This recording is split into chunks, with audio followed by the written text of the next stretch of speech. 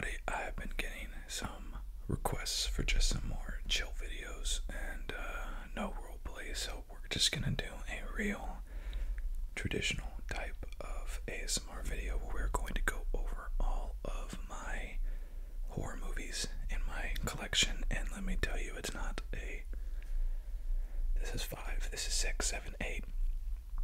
I'm looking at least like 100 to 150 movies at least, so I am a big horror movie fan. I'm also a big collector, and those who have been watching my fragrance videos probably have no problem believing that, but I have a lot, and some of them were not, I didn't even watch them, so it's you know, when you collect things, you collect them to have them, not necessarily to to even watch them sometimes. So there used to be, a store near me that closed down, unfortunately, and they used to have these things at very reduced prices. So I just fell in love with collecting them, but I haven't collected a whole lot lately, and I'm excited to go through this. Alright, let's just get started. The first one I have here is The Ring. The Ring is a really interesting movie. This was actually taken from a Japanese, it's a Japanese style film, and I believe is an English adaptation of the original. And basically, a girl was, well, I don't want to ruin the ending, but that's a girl. If you watch a video, basically a girl comes and kills you, and you watch this video, it's just a flash of sequences, and then you pick up the phone when a phone rings, and the person goes 7 days, and in 7 days you die, and the girl will crawl out of the television and kill you and drag you down the well. It's a good one. Okay.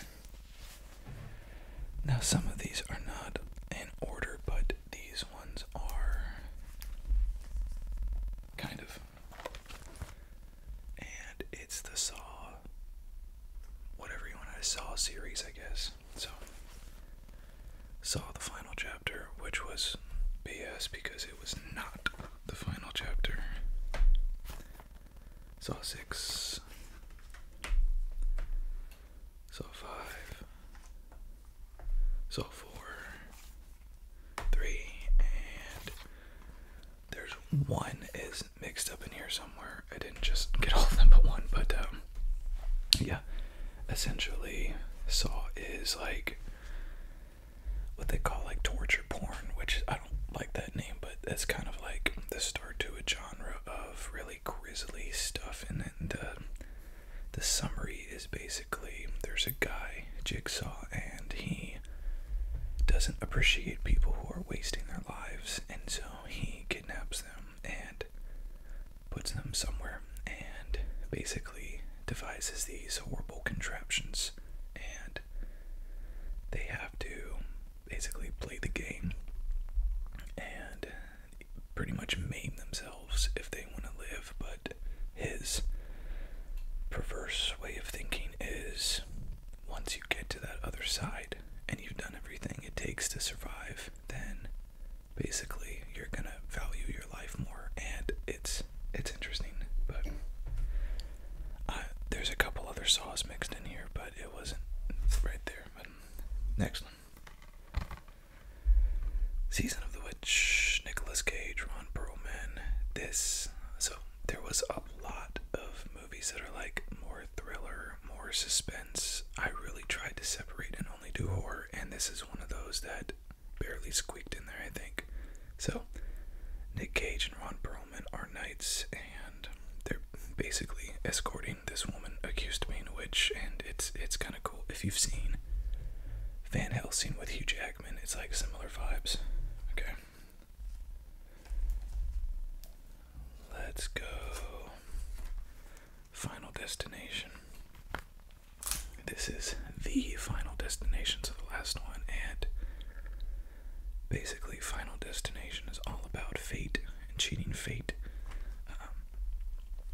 People are supposed to die in these weird kind of ways, and people, they find a way out of it. They cheat death, so to speak, and death doesn't like that. And so basically these kids cheat death, and then death comes for them in weird ways. This is Carrie. This is the remake of, was it an 80s? I think it was 80s, 70s or 80s, and this is one with Chloe Grace Moretz, and sort of the quintessential abused kid coming back and taking revenge over everybody that abused her. Cabin in the Woods. This one is kind of more of a mainstream horror, which typically the mainstream horror films, they're probably the most disappointing on average, but basically these kids go to a cabin in the woods and they get attacked by monsters and find out that they're basically in a simulation, and it was Chris Hemsworth, so like Thor is in this, and some pretty good names, but yeah, Cabin in the Woods. It was okay. I think it was good.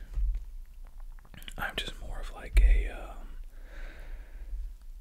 not B movie, but mainstream horror just doesn't really do it for me. It's usually pretty neutered, and a lot of these guys, you know, you gotta kind of search for, pick up in bargain bins, and you know, I think as a collector, that was always much more interesting.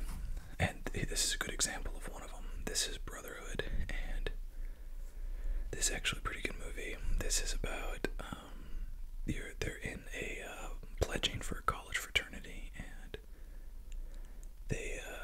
the ritual that they're doing is basically robbing a convenience store or something like that, and everything goes wrong. And yeah, it's about like, what do they do now? So it's a pretty good film, but this is the kind of stuff usually I gravitate more towards. M. Night Shyamalan is good, James Wan is wonderful, but you know, I like the stuff that hasn't been done over and over again, and the stuff that's not just CGI to hell. I like that kind of stuff. So The Gallows. Now, a lot of the stuff that I got on a pretty good deal is because this store that went out of business used to also do rentals, and so they would sell their rentals really cheap, and this is one of those. This is The Gallows. So in 1993, which was the year I was born, that's cool, an accident results in the death of an actor during a high school play, and basically this actor who died during this play kind of comes back and tries to possess things and kill the kids. So it's another one of those kind of mainstream horror movies that I don't think really hit that well, but same producers of Paranormal Activity, and it kind of has that feeling to it. Okay, Friday the 13th. This is it's not a remake, was it? This was the, what do they call that? Relaunch. So, the relaunch of Friday the 13th, everyone's familiar with that. Jason Voorhees going out and killing all the teens. Friday the 13th, Halloween, and Nightmare on Elm Street, I think, are sort of the original, like, series for horror that are really good, and they're heavily underrepresented in my collection. Next, the first 4K, and this is Don't Breathe 2, Don't Breathe 1 with Stephen Lang. It's basically these people are breaking into a house of, I don't know if they realized at the time, I don't remember, but the guy's blind, so they think, oh well, you know, it ain't no thing, and it was a thing because his other senses are ridiculous, and he basically hunts them, and they find out in the first one that he's also a serial killer, and is a really sick and twisted individual. The second one, not nearly as good as the first one, but the first one, it had that thing going on for it where it was like gimmicky, like, oh, he's blind, so clearly they're gonna win. Oh, but wait a second, now they're not.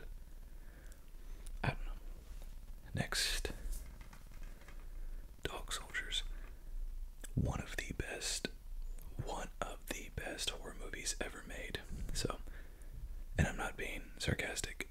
You have Sean Pertwee, amazing, and Kevin McKidd, who was Soap on the Call of Duty games, and then Liam Cunningham, and incredible. And one cool thing about this film, it's a werewolf film, obviously, but one cool thing about it is there's no CG, so it tells the story of British soldiers doing a training mission, and the mission goes awry, and they are trapped at a farmhouse battling werewolves, but just super cool. The werewolves themselves are all, I mean, they're terrifying, but they're all in a costume. It's not CG, they're all in a costume, and they employ dancers, and these dancers are walking on stilts, and it's really cool. If y'all haven't seen Dog Soldiers, they actually made a plan to make a second one, and it never came out, which was sad. I think Dog Soldiers might actually be available to stream too, so I would 100% recommend it. Next. Battle Dogs. I've never seen this. To me, this kind of stuff is too lowbrow. So I usually don't watch stuff like this. As you can see from the back, it's kind of probably really, really bad. The population of Manhattan is under quarantine, ... for now. But again, like, I'll see these in discount bins for $1 and, you know, build out the collection. This next one is a series 12, 12, 12 and 13, 13, 13. I think this is like some Antichrist stuff, but I think it might be like a play on Rosemary's Baby, but I don't know. I've never watched it. I don't really care to. So, just another one for the collection. Okay. One of, I think, the best, more mainstream horror films, and this Jonathan Rhys-Meyers, who I think is one of the biggest waste of talents, mostly because of himself. He's a great actor, but with his alcoholism and assault records and all kinds of stuff, it's really disappointing. But basically, she is a lapsed Catholic, and she is a psychologist working at a psychiatric hospital, and her father introduces him to Jonathan Rhys-Meyers, and he has multiple personality disorder, and basically he's possessed. So it's a really good film, and it's one of the better ones that was a lot of money behind it, you know, some big names, and it's really good. It's really good. Okay. Let's keep going. So this is the original Saw, as promised, and it was separated because I did it for a roleplay video where I packaged it up. So.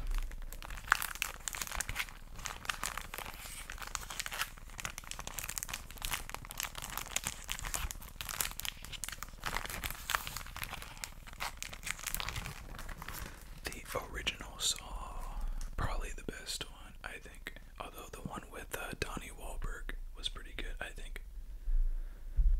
Statistically, I think probably did one of the worst though, but I liked it. For some reason, I like things that are voted the worst. I don't know why. Okay. This next one is ATM, and this was basically the first kind of branching out of Josh Peck from Drake and Josh. So he's in this, if you can see. There you go. So Josh Peck of Drake and Josh, from the writer who wrote Buried, which starred what's his name, Ryan Reynolds, and basically they're out at night, they go to an ATM, this crazy masked assailant traps them there, and if they leave, he murders them. It's I'll be honest with you, I've never been that big of a fan of villains with no backstory, but I also am not a fan of villains with crappy backstories. Darth Vader being a good example, arguably. So, I don't know. It's, would you rather have no backstory or risk having a bad one? I don't know, but this is one of those, like, no backstory, just weird suspense. It was pretty good, but forgettable. Okay.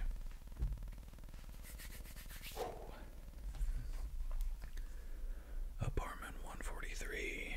This is one of those that you know is going to be bad because they put Paranormal Activity on the cover and in the same font, in the same color as Paranormal Activity, the series, the good one.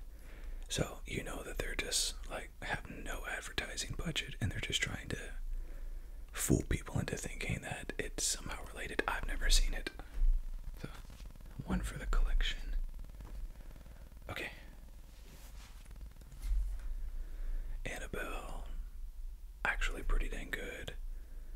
There was Annabelle and then Annabelle the Origins, which I thought was pretty good too, but I am a big fan of James Wan. Just about anything that he does I will love. So this is based on the loose true story of a haunted doll that was possessed by a demon and given to nurses, and weird things happen, but the doll was real. But the story that they make up here in Annabelle is totally like it's their own. They're not going off of any kind of suspected real story or anything like that. And I think there's some pretty good writing. So, fun fact.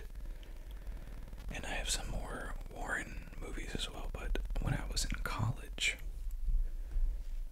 I actually was able to see Ed Warren had died at that point, but Lorraine Warren and her son-in-law, Tony something, and it was actually pretty cool. So, like in The Conjuring, in the first Conjuring, you'll see them go around to colleges, and they still did that, like right up until a few years before she died.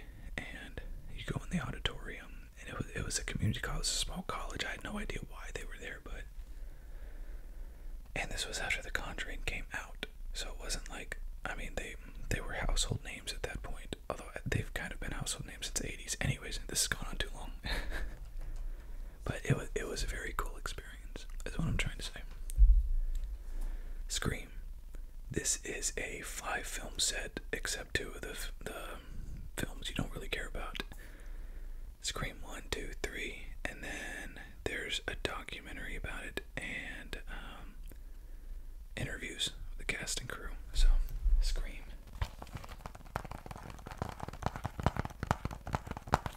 This is the Ghost Face Killer, and the Ghost Face Killer is the guy that calls you up and goes, "What's your favorite scary movie?" And I guess one of the OGs with killing babysitters. So, the interesting thing about Scream is that the killers are always different.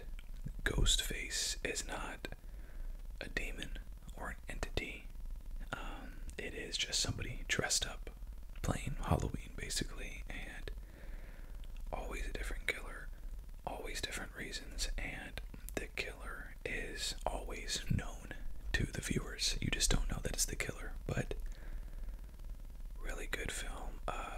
Courtney Cox and David Arquette, and I believe this is where they met because they got married. I believe they met filming Scream 1. So cool backstory. Okay, this next one is kind of like my first idolized horror movie, and it's Teresa's. I think I was just a hormonal horny teen, and I like the cover of this. I don't know, because it's a good film. It's got Josh Duhamel, Melissa George, Olivia Wilde. It's got some good names, but haven't seen this, they promoted the heck out of it back in the, I guess, mid-2000s. Is that right? But the idea here is that these people are traveling and they go to Brazil, and in the process they get robbed, and when they go and try to get help, they meet this guy that leads them to a cabin. The cabin goes to a mountain, a house of a doctor who harvests organs from people unwillingly and then sells them to the highest bidder, and it's about their fight to stay alive. It's a very interesting movie. The Town That Dreaded Sundown, based in Texarkana, right on the border. I actually met a guy from Texarkana, and apparently it's very small, and no one usually knows where it is. But they know about this movie, and they love this movie. And he said he was from Texarkana, and I said, "Oh, The Town That Dreaded Sundown," and he lit up. He's like, "Yeah." So if nothing else, I got that going for me. So there's just a guy in a mask that kills people on a certain day of the year. So this was a, I want to say 80s film that was remade with Addison Timlin and a couple of decent names like Gary Cole and Anthony Anderson. So an interesting film. The Vatican tapes. I really liked the idea of the Vatican tapes because of Michael Pena. I think Michael Pena is great. Also, Jimena Honso. Wonderful, wonderful, wonderful. And this is your classic Vatican Catholic priest exorcism film that's been done 1,000 times, and quite frankly, it really wasn't done any better than it's been done any other movie. You know what was really disappointing to me was the Russell Crowe film, The Pope's Exorcist.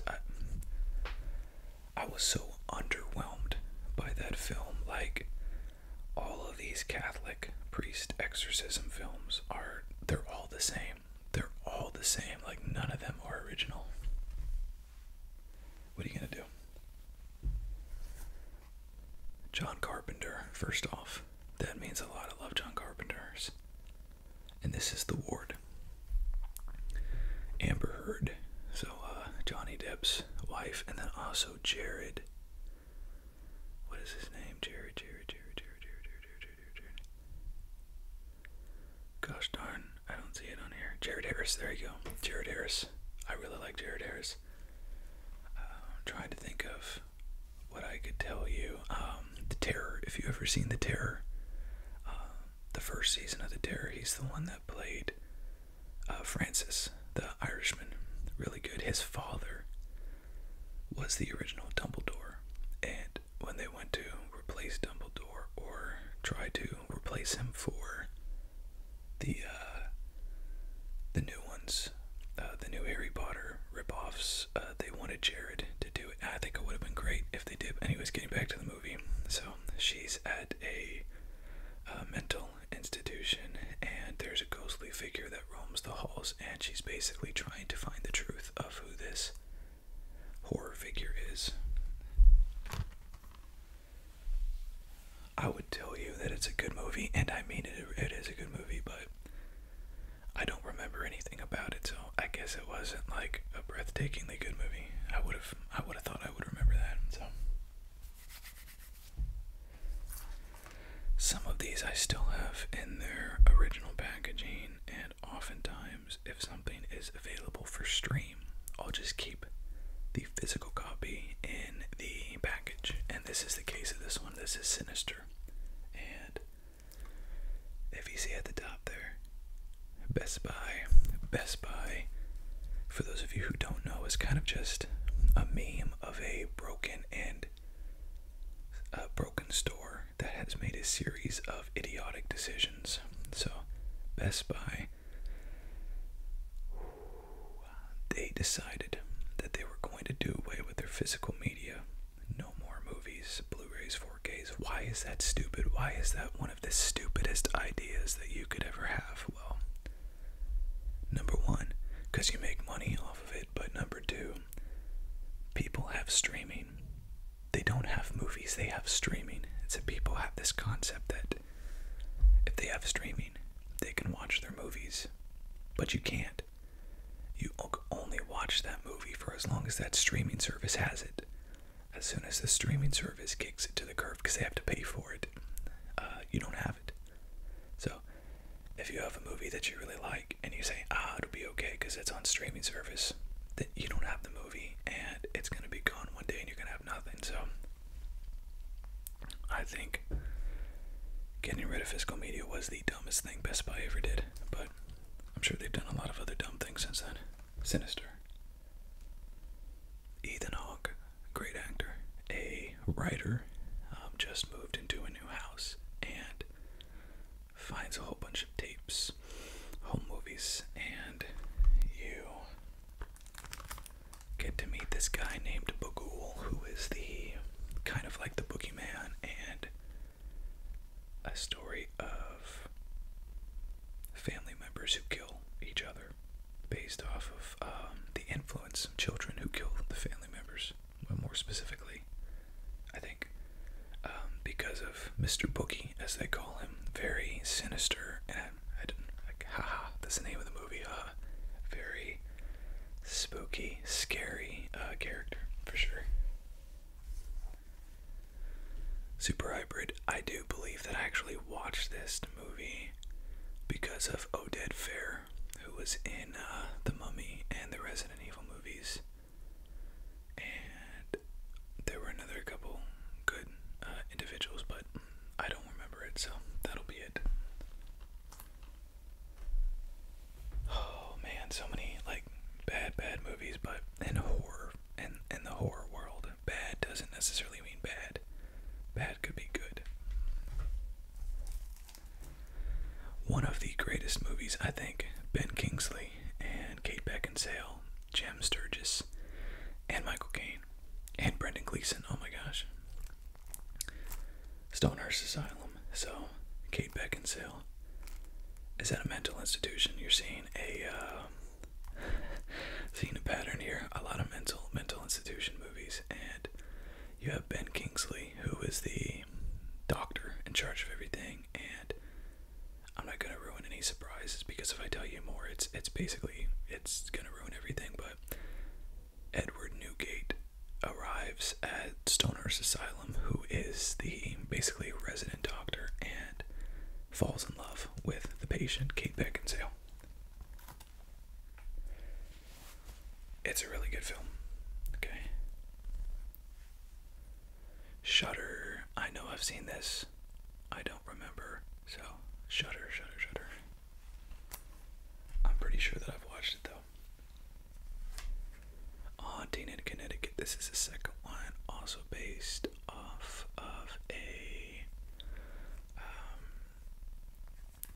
Ed and Lorraine Warren, and Katie Sackhoff is in this, and I like Katie Sackhoff, and Andy Wyrick is also in this, but I don't remember watching this. Katie Sackhoff is really good though. Hatchet. This is like Jason Voorhees' inbred cousin, this guy, and Danielle Harris is in this, who Danielle Harris was the little girl from the Halloween movies, and then later on came back in the remakes, the god-awful remakes that Rob Zombie made. But Hatchet is like Jason Voorhees, if Jason Voorhees was an inbred swamp creature. It's definitely one of those films that it's so bad that they're like, well, maybe it'll be so bad it's good. I don't know. They've made a lot of them, so maybe it is. House at the End of the Street. This was Jennifer Lawrence's back when she was big. This was her debut horror film, which is about a haunted house essentially moving to a new city for a fresh start, and their neighbor is the sole survivor of a family murder, and I don't remember much more about it. Another remake, I believe, but kind of what I was saying about the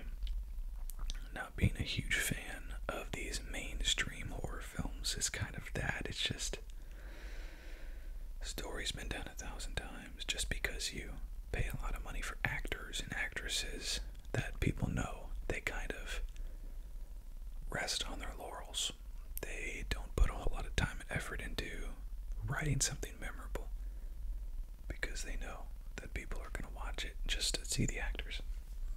So, at least that's my opinion. So, I don't know, I just noticed this kid's face is scratched out on my copy. I don't know. I don't know why I did that or why it happened, but this is an interesting film. These kids, again, moving to a new city. It's a popular summary, popular start, and they have this hole in the ground of their basement, and all kinds of crazy stuff gets through this hole. And I think, if I remember it correctly, it's whatever you're most afraid of comes out of this hole. And it's an interesting film. I think they did a pretty good job with it. And you never know when you have child actors if it's gonna be good, if it's gonna be bad. I think they did a pretty good job with it. Okay. Next series.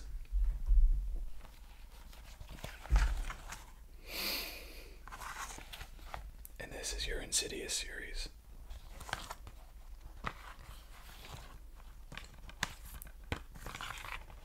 So, Insidious is about this kid and a premise that you can do something. I think it's called like dream. No, I don't even remember what it's called, but basically when you fall asleep, you can separate your soul and go walk with your soul while your body stays sleeping. The problem is, if you can't find your way back, you have a lot of these dead people and their souls around there that try to come in and inhabit that kid or whoever it is. So this story is about a father who tries to go find his child who has this condition, basically comatose. And really good, another James Wan special.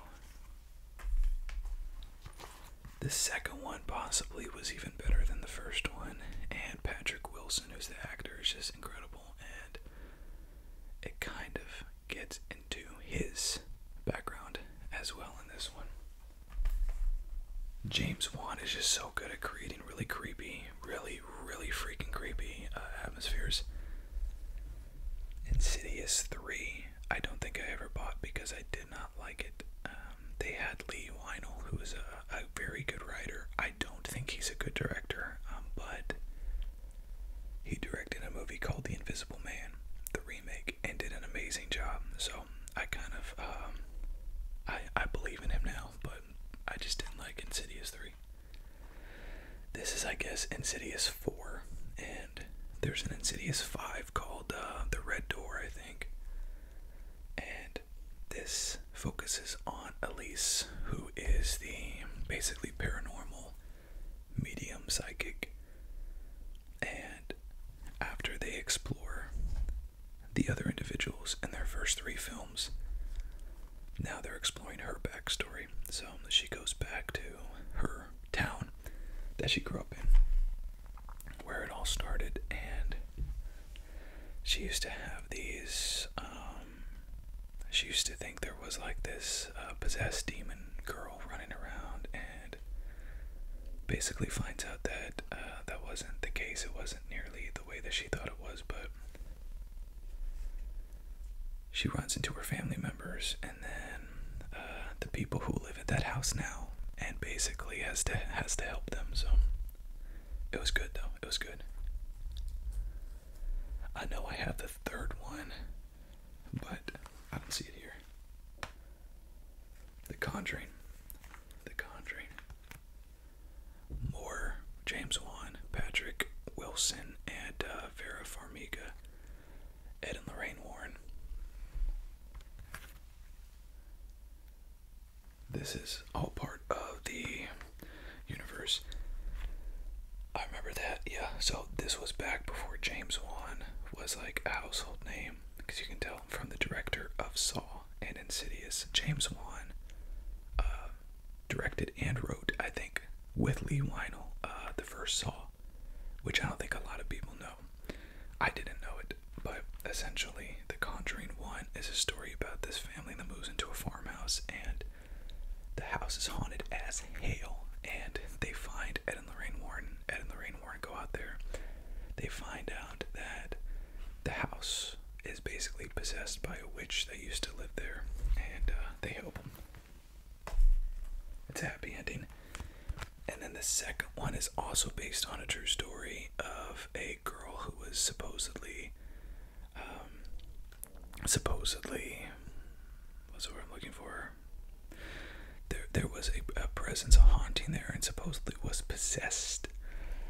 Was it by a 70-year-old? I think a 70-year-old man who named himself, was it Bill Wilkins? And the story itself has been quote-unquote debunked, but who knows? It was definitely a big story back when it happened, you know, covered on the English news and everything, so it was a good movie. The Conjuring 2 might be better than the first one even. I think the third one struck out. I have it in here. Next, another series, The Collector and the Collection. This is I think, one of the most underrated actors, Josh Stewart. He's in this, and essentially there's this guy, really creepy dude. That's him. And he kidnaps people and he collects them. He literally collects people. And so this is a story. He's robbing this house, and while he's robbing it, he comes into this guy torturing and abducting these people, and goes from robbing the house to not really helping them. I guess he's helping them, but he's trapped just the same. And the collection, same situation, except he brings the fight to the guy, and I think that's really unique. You don't have a whole lot of that where the victim tries to hunt the killer, and in this one you do. I think it's really cool. Actually, I'm looking at it right now. That's interesting. I was gonna say this 30 Days of Night, Dark Days. This is the sequel to 30 Days of Night. In this one, it is that story, the same thing. The lady who saw the vampires then decides to hunt them in the sequel, and that's really cool. But the main star is the first one, the 30 Days of Night. This is based on a comic book, and there's a town in Alaska that has 30 days of no sunshine, and so the vampires hear about this, go up there, and start eating people. So Josh Hartnett and Melissa George, a wonderful, wonderful movie.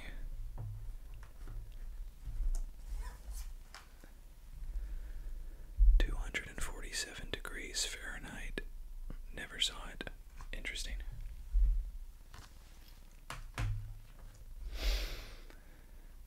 This is another mass-produced big horror movie, and it's Would You Rather. This is Brittany Snow and Jeffrey Combs and Sasha Grey, the porn star. Interesting. They go to this place, and they're part of this dinner that is literally plain Would You Rather, except the Would You Rather is like killing people and maiming yourself. Whoops. And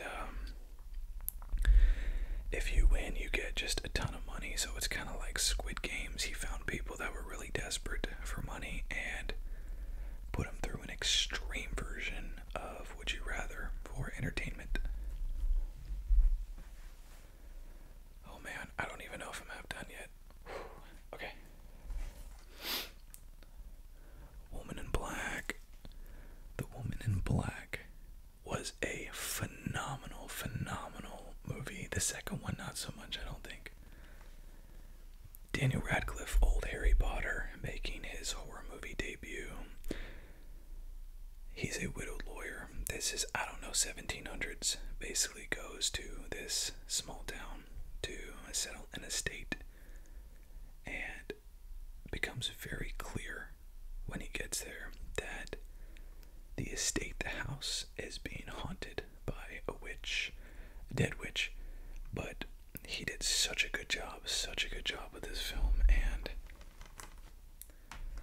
while I don't think the second one was nearly as good, this one is a must-see for any horror. It really is. Your next painfully underwhelming film, and yeah, I don't even remember this other than just this.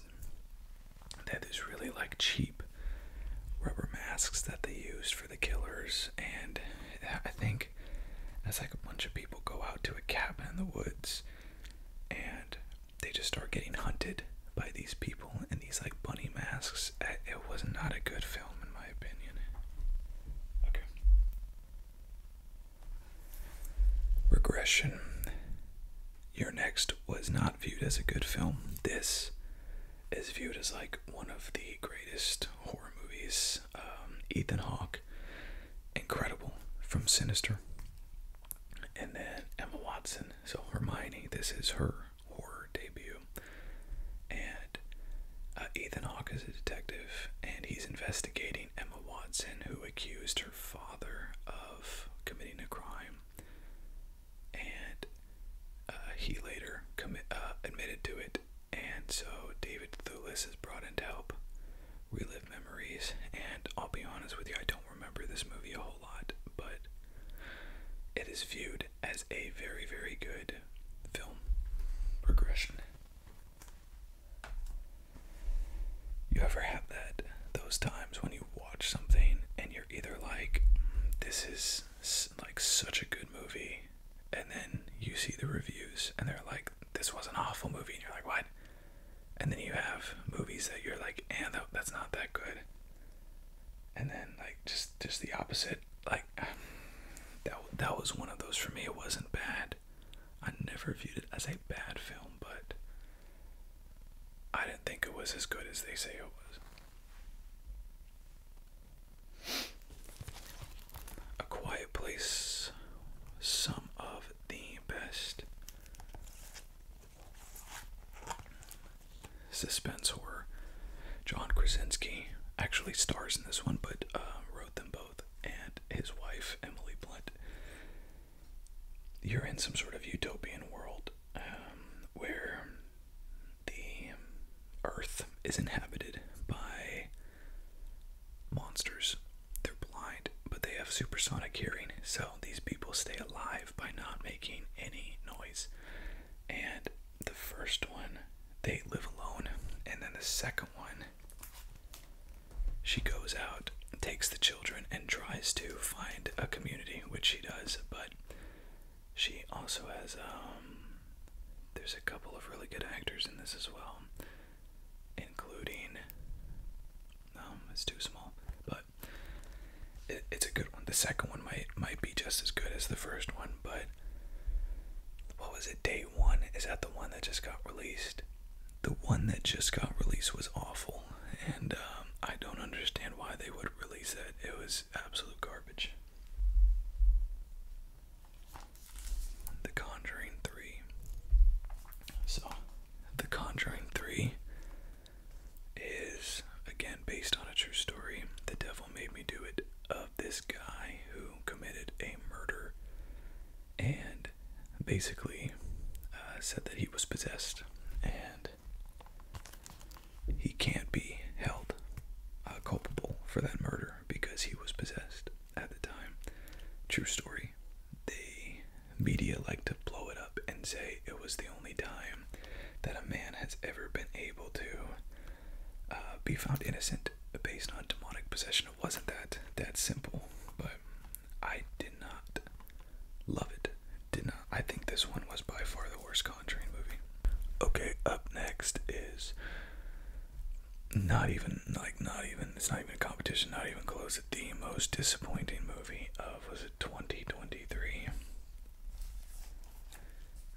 Yeah, I believe is 2023, and it is Evil Dead Rise. This movie was awful, and I believe it was 2023. I'm almost positive. So I remember watching Evil Dead. To this day, I think it's the only film that was so frightening that I had to turn it off. I couldn't watch it, and to go from that to this is incredible. It's a story of a family who the mother gets possessed, and I think it's the mother, and turns on the kids, tries to kill the kids and everybody in the apartment. So comical, like funny, but does not try to be at all. It is definitely one of the worst movies that I think I've ever seen, and there's a reason why it was going for like $5 a couple weeks after it was released. Just truly horrendous. And speaking of truly horrendous, Jigsaw, as I said, the final chapter of Jigsaw was not the final chapter, and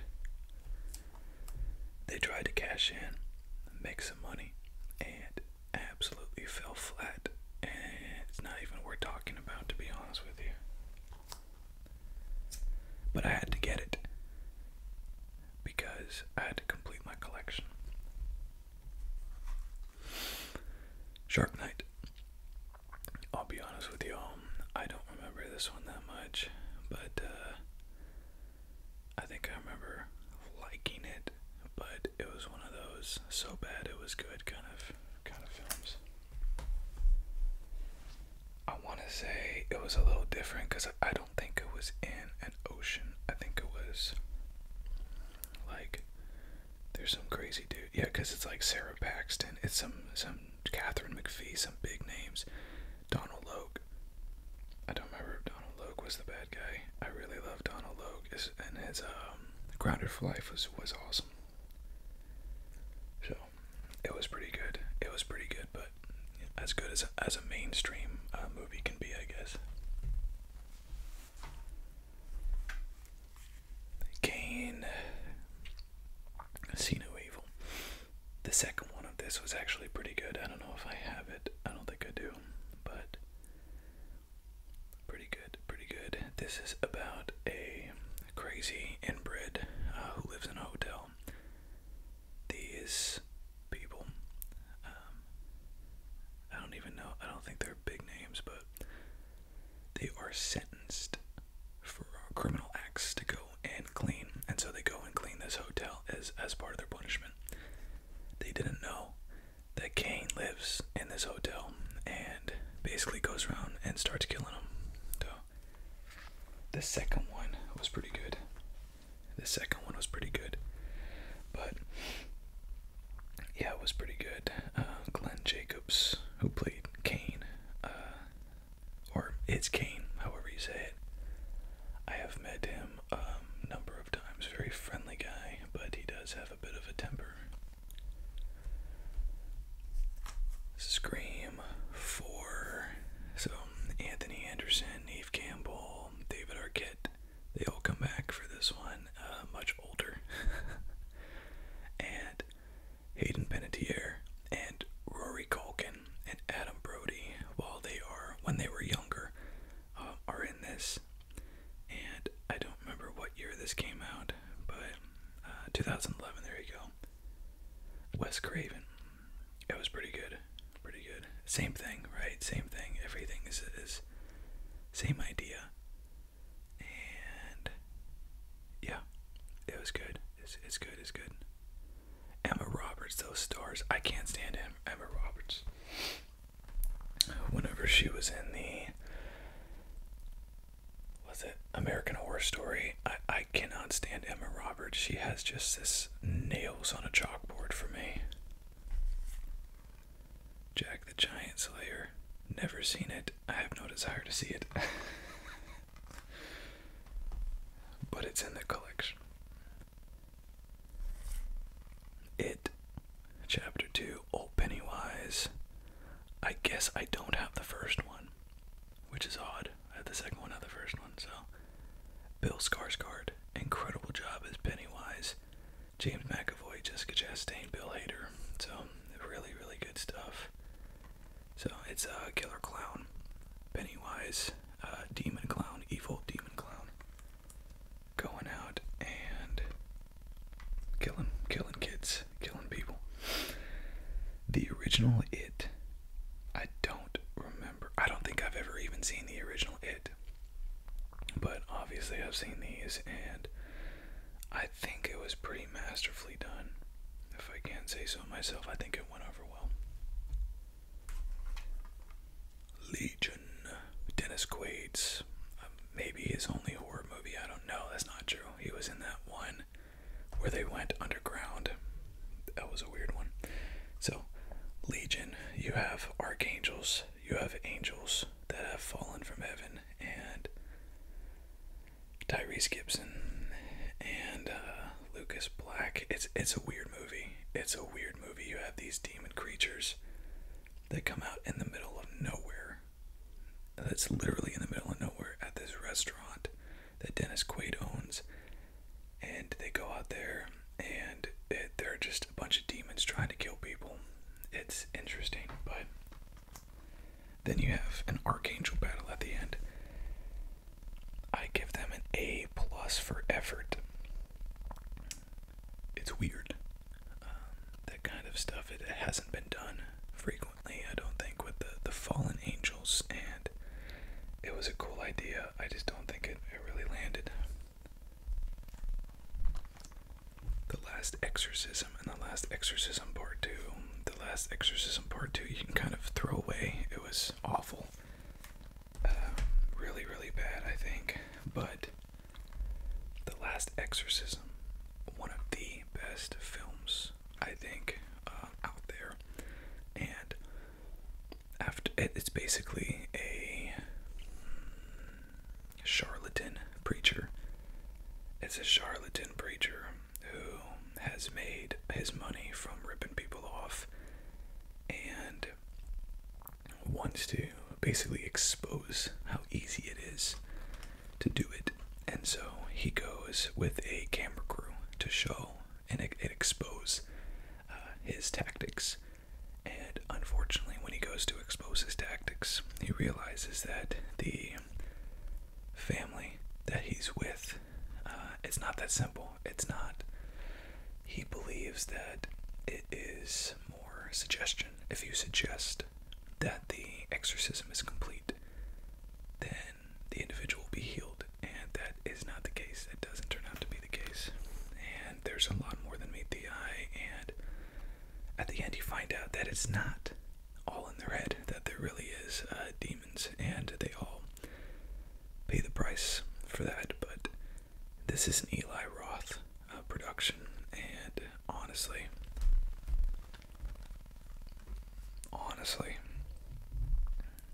if you like supernatural exorcism kind of stuff, this is one of the best films.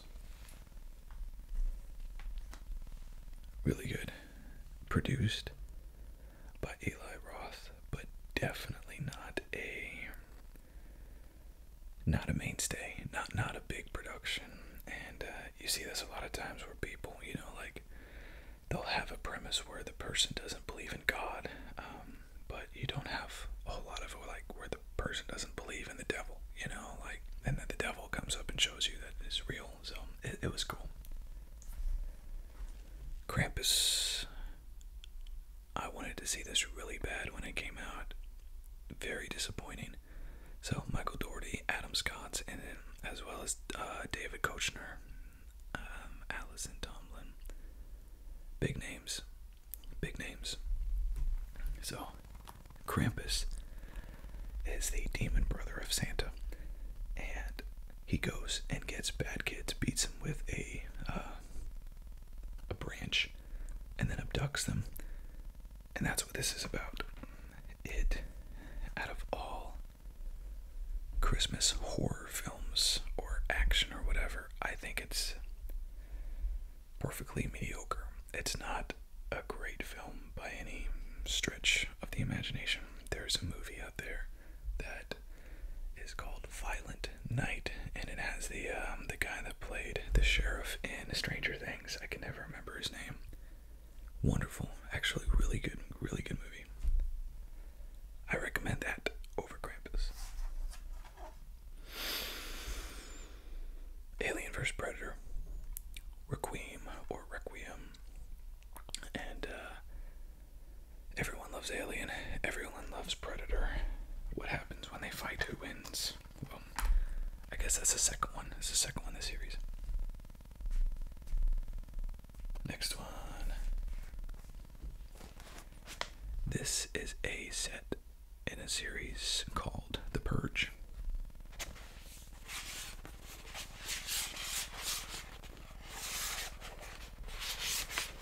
See, before Best Buy did away with physical media, they actually used to have exclusives.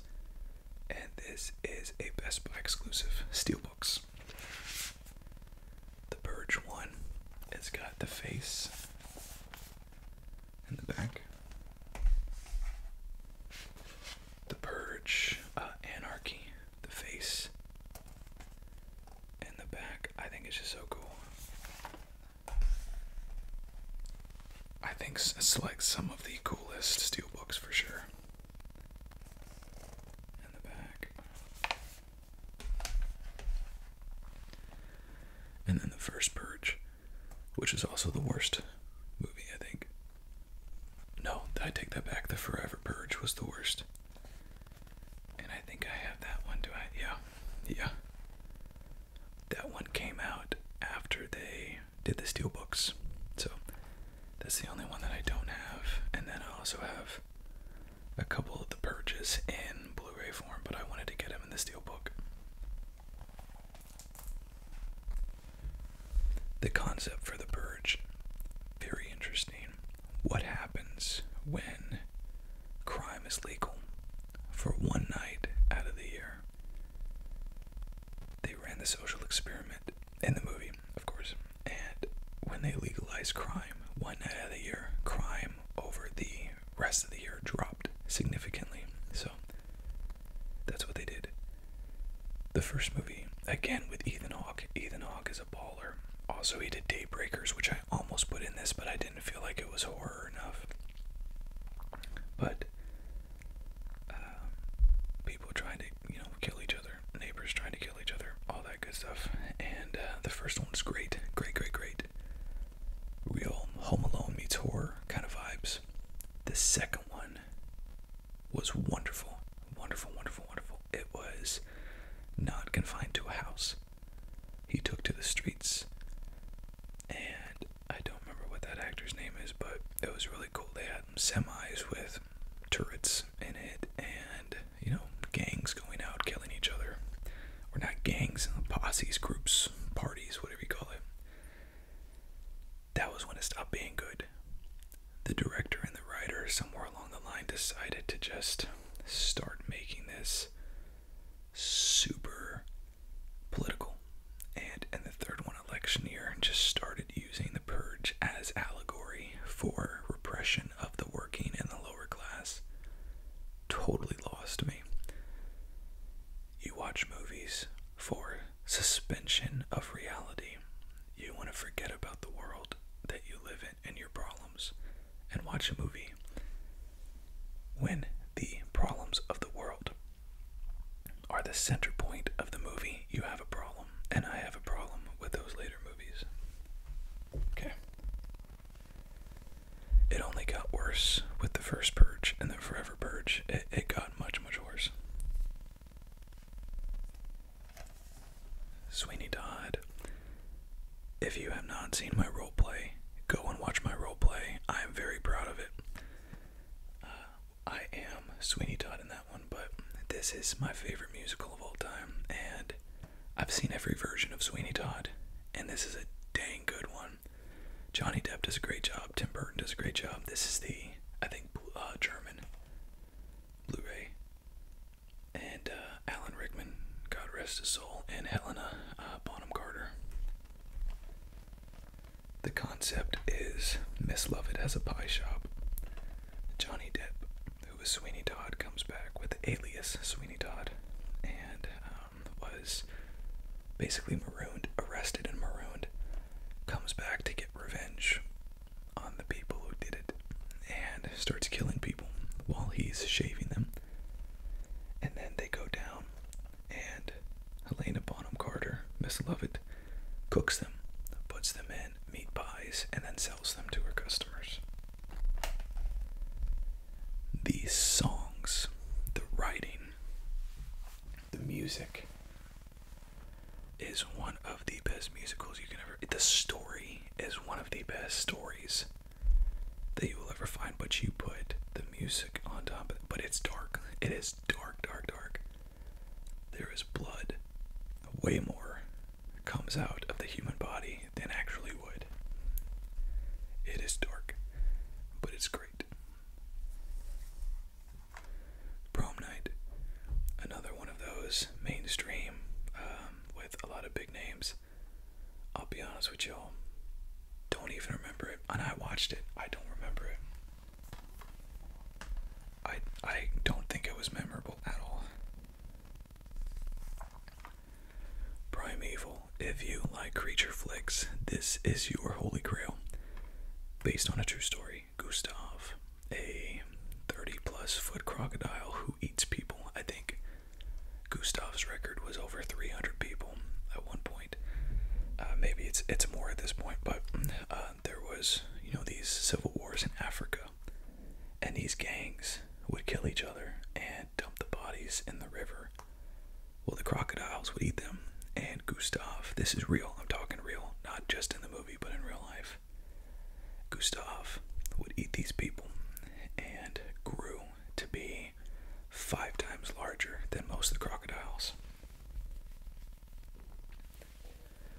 He got a taste for it and started hunting people, and this is very, very loosely based on a real documentary, a crew that went down to try to capture Gustav, failed miserably. This is very loosely based on that story, but super good movie. You have your creature flicks, Anaconda, one of the best. Obviously Jaws, one of the best, but I would put Primeval up there with one of the best. Okay. Predators, honestly a really good showing. A sequel to actually more not a sequel, but a relaunch. Adrian Brody. It's kind of like The Condemned, the Stone Cold Steve Austin movie. In fact, it's what it reminded me of. A bunch of criminals get dropped off in this foreign world universe, and it is a hunting ground of predators. The predators go and collect all the predators of Earth, meaning criminals, serial killers, whatnot, and hunt them for sport. Multiple predators, and the predators themselves are much larger than like the ones you're used to in the Arnold Schwarzenegger movie, and actually a really good movie. It had Adrian Brody, like I said, but also Topher Grace, and I didn't know Walton Goggins was in this. Yeah, cool. Lawrence Fishburne, and then Danny Trejo was actually in it for a little bit too, I think. Really good. The Pact. This, I don't remember this one, but I think it was good. I remember it being good, but I don't remember it. Now, sometimes in the Conjuring universe, you will have a minor character, and it goes over so well that they make them a major character. An example of this would be Elise from the first Insidious movie. Finally, in the 4th movie, got her own movie. And in the 2nd movie, they had this demon nun, and apparently this demon nun went over good enough. They decided to give her her own movie. So we have The Nun. It's about a nun going to an abbey in Romania, and she killed herself. So they go and try to find out why. So it's a priest and another nun in training, I believe, and they figure out just how freaking haunted this place is. think the critics were overly harsh on this one. I actually liked it. The second one takes place at a boarding school, at a girls' boarding school or an orphanage. I think it's a boarding school, but the same nun, and it's something Farmiga. It's the lady that plays Lorraine Warren. It's her little sister that actually plays her, and I don't remember what her first name is. Farmiga is their last name, but it's neither here nor there, I guess. But the second one, you see the nun again, and it comes to this boarding school, and yeah, it was pretty good too. I think both of them were pretty good. My Bloody Valentine. I think this is a remake. The only reason why I got this, and I was so excited about it, Jensen Ackles, my boy Jensen Ackles from Supernatural is in this. Dudes get killed down in the mine shaft, and it's a whodunit because, you know, all dressed up in the miner gear. Who did it? I don't know. Do you know? I don't know. That's the premise.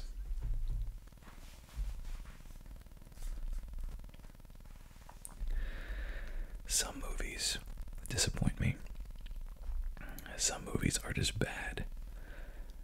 It takes a special movie to both be awful, truly awful, as well as disappoint me. Expectation just shattered on the floor. Nothing can save it. And this is one of those movies. The Lords of Salem. One of possibly the worst horror movie in existence. Rob Zombie is a decent songwriter and vocalist, I guess. Is a horrible, horrible director and writer. Horrible director and writer. His House of a Thousand Corpses is his only redeeming film.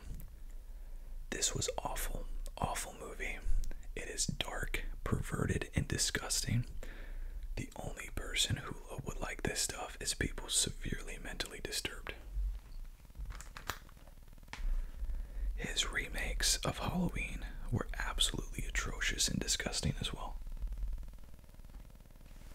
And I mean this in a bad way. There's ways that you can be tasteful and disgusting in horror. That is the place to do it. Not with Rob. It's just disgusting. I mentioned Saw earlier and torture porn. This is another torture porn, and it is Hostel. This is part 2. Hostel 1 was a story. I guess I don't have it. Hostel 1 was a story about these guys. They're going. They meet this guy on a train. They hear a story. Not on the train. Where was it? Germany. I can't remember. They meet this guy who invites them up to his room. All of this is incredibly inappropriate and premised on naked women and sex. These guys want to get a lot of women, and this guy tells them of this village they can go to, and women just throw themselves at him. They said, okay. So they go. Little do they know that at this village, they kidnap the people, the villagers, and then they auction them off. So they will auction them to the highest bidder. People bid on them. Then they will come and they will torture and murder them. The highest bidders, meaning. So this is a very, very interesting premise. I think it is indicative and representative of greater problems, but a solid offering. Now the second one is a little bit different. Now bear in mind this is also fairly big, right? Eli Roth and Quentin Tarantino. The second one is with I'll say her name right, Lauren Germain and Bijou Phillips and Heather Matarazzo, so pretty big names. They do the same thing. They go to this town, they're on vacation, they get kidnapped, and it's their fight for survival, except it goes a little bit different. It goes good for a couple people and bad for some other people, but a really good showing.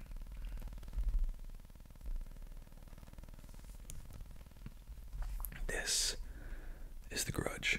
Oh, I guess I should say. So, Hostel Part 3, if I'm remembering it correctly, was not good. So, you can skip that one. Okay, The Grudge. Sarah Michelle Gellar. This is another example of a Japanese film adapted for an American audience. The Grudge. This evil demon child, I think, got her throat crushed, windpipe crushed, and cannot speak but tries to. Basically, opens her mouth and goes, and I think it's based on a evil demon, tree spirit in the Japanese culture, and Sarah Michelle Gellar has to fight this thing that's following her and hunting her. Pretty good. I would say The Grudge versus The Ring. I give it to The Ring. I think The Ring is still better. Okay, up next we got The Changeling. Angelina Jolie. Changeling is sort of a demon creature that basically kidnaps kids and can replicate it, put it an identical clone that is a succubus and eats off of the parents of that child. And I don't remember much more about this. It's interesting to see actors and actresses that have nothing to do with horror actually like be in horror. It's really interesting. That's one of those. I think that's probably the only one Angelina Jolie ever did. Predator. The Blu-ray release. Arnold Schwarzenegger. They get dropped in the forest. A platoon of buffed, chiseled men with big guns. They think they're there for something else. Then the Predator starts hunting them. Absolutely iconic moments in this film. They get to the chopper, and gosh, this was peak Arnold Schwarzenegger. I will say peak Arnold Schwarzenegger, and I think Carl Weathers was in this too. So you just got some really, Carl Weathers. Just a great film. Great film. That was the Arnold that I wish, he did in everything. It was awesome. It was great. The Possession by with Sarah Michelle Gellar, and makes sense because the same producers from The Ring and The Grudge, and she was in that too. So I'll be honest with you, I don't remember that one, but I do remember this one. The Possession. Jeffrey Dean Morgan, Negan from The Walking Dead. Wonderful actor. This based on a true story. There was a yard sale, and this family bought something called a Dybbuk box. A Dybbuk is a demon, and that is what its name is in Jewish folklore or religion, whatever you want. I don't want to diminish it, but you trap a demon in a box called a Dybbuk box, and they buy it at a yard sale. They open it, and terrifying things ensue with him and his daughters. Modest Yahoo was in this, who was the singer Modest Yahoo. Really cool. But Jeffrey Dean Morgan is great, and this is Sam Raimi put this on. Really good. Really good. Good CGI, but not cheesy. Maybe a little cheesy. I think CGI done right, not over the top, not overly reliant. Piranha, 3DD, Gary Busey. Not much to say about this, to be honest with you. Christopher Lloyd's in it. And like I said, Gary Busey, David Koechner. Super cheesy. Obviously, just trying to sell on the sex appeal of it. That's not the kind of movie that you watch because you want a good quality movie. That's just crap. One for the collection. Poltergeist. And a sticker from, I don't even know what that is, I guess Best Buy. Poltergeist. This is a relaunch, another Sam Raimi, and not a relaunch, a remake, and tells the story of a poltergeist in a house. A ghost is a spirit that oftentimes is not dangerous. It's just a dead person who hasn't moved on.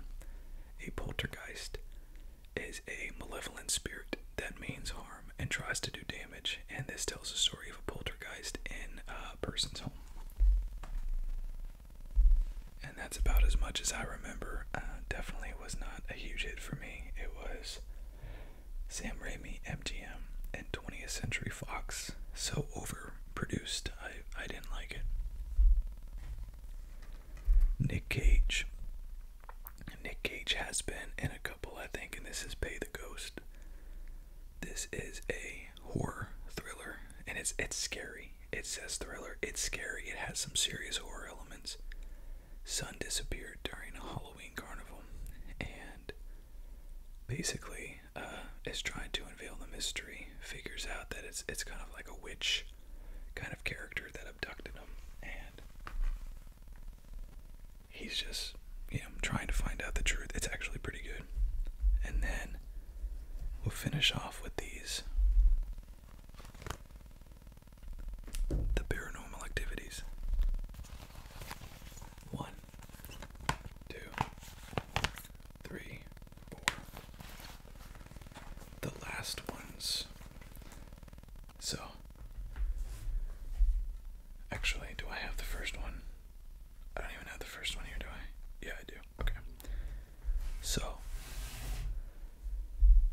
Paranormal Activity is a testament to, if you have a good director, you don't need CGI, you don't need special effects, you really don't even need good actors. If you have a good director with a vision, you can make a movie and do great. I think they spent $27,000 or $30,000 or something on this film and grossed millions. It tells the story of a family that moves into a home that has paranormal activity. It's haunted as hell. And I think it got a little carried away with the sequels. I think it really did. But the first one was great. And the creepiness of it, the eeriness of it, is basically just watching a screen of a room or something and just seeing a door close on its own like that. And it did really good. It was, honestly, it's a work of art. The second one was telling a story of, I think it was her sister, if I'm not mistaken. So that one was pretty good. I can't remember if this is the one with the chick. I don't think it was the girl. Sorry. I think it was. I think the second one might have been the one with the what is her name? The girl that played Mandy from Last Man Standing. That one was good. That one was really good. Then the third one has little girls, and anytime you put little girls into a scary movie, it becomes even scarier, I swear. The Marked one I've never seen. I started watching it, lost interest quickly. And then